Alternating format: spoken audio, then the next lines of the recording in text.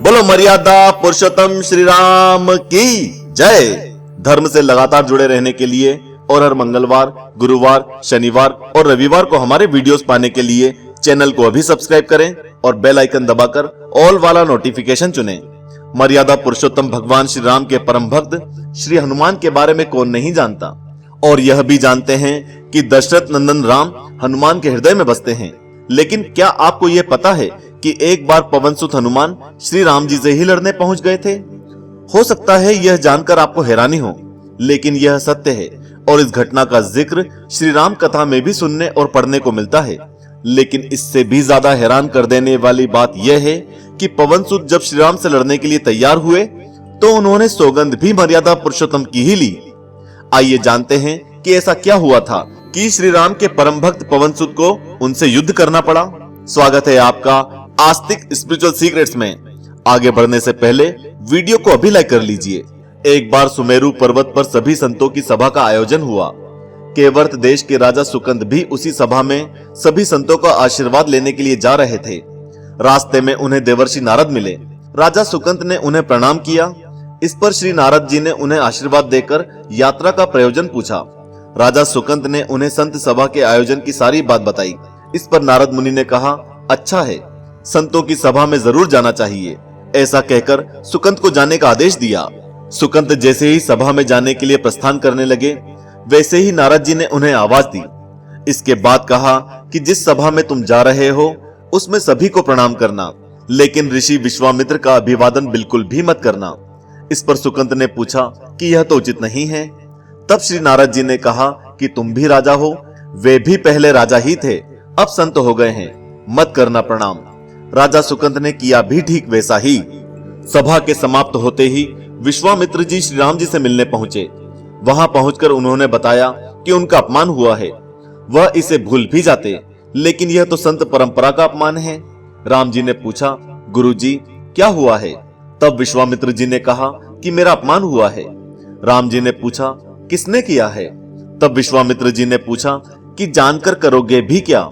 इस पर श्री राम जी ने कहा, गुरुजी आपके चरणों की सौगंध लेकर प्रतिज्ञा करता हूं कि जो सर आपके चरणों में नहीं झुका है उसे काट दिया जाएगा। कल सुबह मैं उसका वध करूंगा। श्री राम की इस सौगंध का जैसे ही राजा सुकंद को पता चला, वे नारद मुनि को ढूंढने लगे। काफी देर तक वे परेशान रहे, लेकिन नारद मुनि उन्हें मिल ही नहीं रहे थे।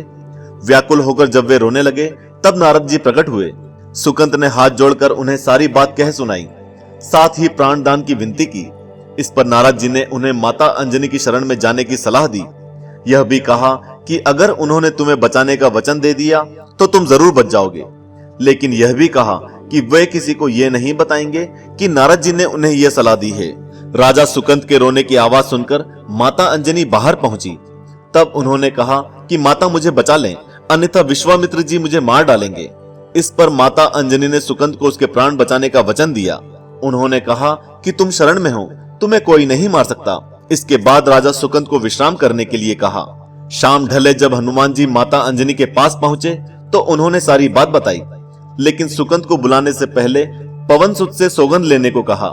तब श्री हनुमान जी ने कहा कि वे श्री राम के चरणों की सौगंध लेते हैं कि वे सुकंद के प्राणों की रक्षा करेंगे। तब माता अंजनी ने राजा को बुलवाया। हनुमान जी ने पूछा, कौन तुम्हें मारना चाहता है?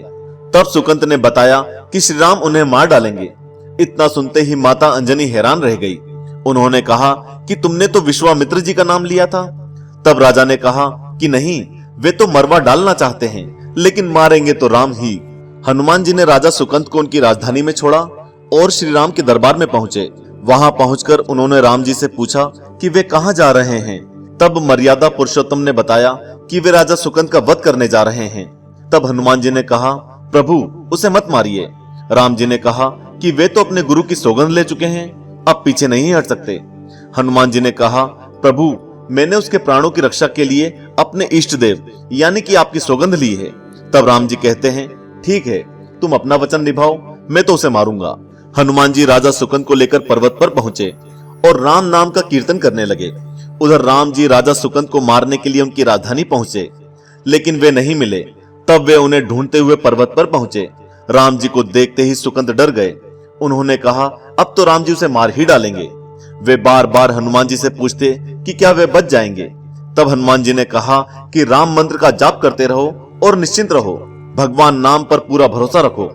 लेकिन वे काफी डरे हुए थे, तो हनुमान जी ने सुकंद को राम नाम मंत्र के घेरे में बिठा दिया और उसके बाद राम नाम का जाप करने लगे। राम जी ने राजा सुकंद को देखकर जब बाण चलाना शुरू किया तो वे राम नाम के मंत्र के आगे विफल हो जाते। राम जी हताश हो गए कि क्या करें। यह दृश्य देखकर श्री लक्ष्मण जी को लगा कि हनुमान जी भगवान राम को परेशान कर रहे हैं, तो उन्होंने स्वयं ही हनुमान जी पर बाण चला दिया। लेकिन ये क्या, उस बाण से पवनसुत के बजाय श्री राम जी मूर्छित हो गए। यह देखते ही लक्ष्मण जी दौड़ पड़े और देखते हैं कि बाण तो हनुमान जी पर चलाया था, लेकिन मूर्छित राम जी कैसे हो गए। तब उन्होंने देखा कि पवनसुत के हृदय में तो श्री राम बसते हैं। राम जी जैसे ही होश में आए वे हनुमान जी की ओर दौड़े। उन्होंने देखा कि उनकी छाती से रक्त बह रहा है। वे हनुमान जी को देख नहीं पा रहे थे। वे बार बार उनकी छाती पर हाथ रखते और आंखें बंद कर लेते। पवनसुत को होश आया तो उन्होंने देखा कि राम जी आंखें बंद करके हनुमान जी की छाती पर बार बार हाथ रखते हैं और हनुमान जी के सिर पर हाथ फेरते हैं। तब पवनसुत ने सुकंद को पीछे से निकाला और उसे अपनी गोद में बिठा लिया। तभी राम ने फिर से हनुमान जी के माथे पर हाथ फेरा, लेकिन इस बार वहां पवनसुत की जगह राजा सुकंद थे। राम जी मुस्कुराए और हनुमान जी बोल उठे कि नाथ, अब तो आपने इनके सिर पर हाथ रख दिया है, अब तो सब कुछ आपके हाथ में है, इसकी मृत्यु भी और जीवन भी। आप ही सुकंद के जीवन की रक्षा करें। राम जी ने हनुमान जी से कहा कि जिसे तुम अपनी गोद में बिठा लो उसके सिर पर तो मुझे हाथ रखना ही पड़ेगा, लेकिन गुरुजी को क्या जवाब देंगे। तभी हनुमान जी को विश्वामित्र जी सामने से आते दिखाई पड़े। उन्होंने राजा सुकंद से कहा कि जाओ, तब प्रणाम नहीं किया तो क्या हुआ, अब कर लो। राजा ने दौड़कर विश्वामित्र जी का अभिवादन किया।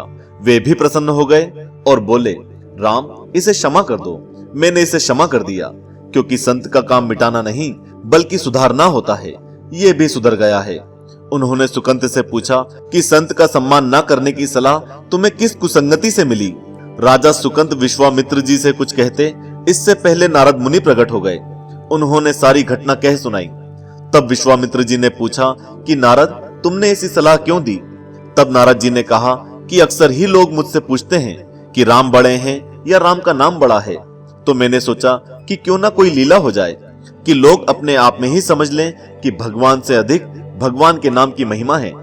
इस कलयुग में जहां पाप इतना बढ़ गया है और पुण्य ना के बराबर रह गया है, ऐसे में भगवान को पाना मुश्किल जरूर है। लेकिन इस कथा से आप समझ गए होंगे कि प्रभु श्री राम का नाम भी बहुत प्रभावशाली है। राम नाम कहते चलो, जीवन के सुख भोगते चलो। मित्रों, यह कथा आपको कैसी लगी? अगर पसंद आई हो तो इसे दूसरों के साथ शेयर जरूर करें और हाँ, कमेंट बॉक्स में जय श्री राम लिखना ना भूलें। बोलो सियावर रामचंद्र जी की जय। बोलो पवन सुत हनुमान की जय।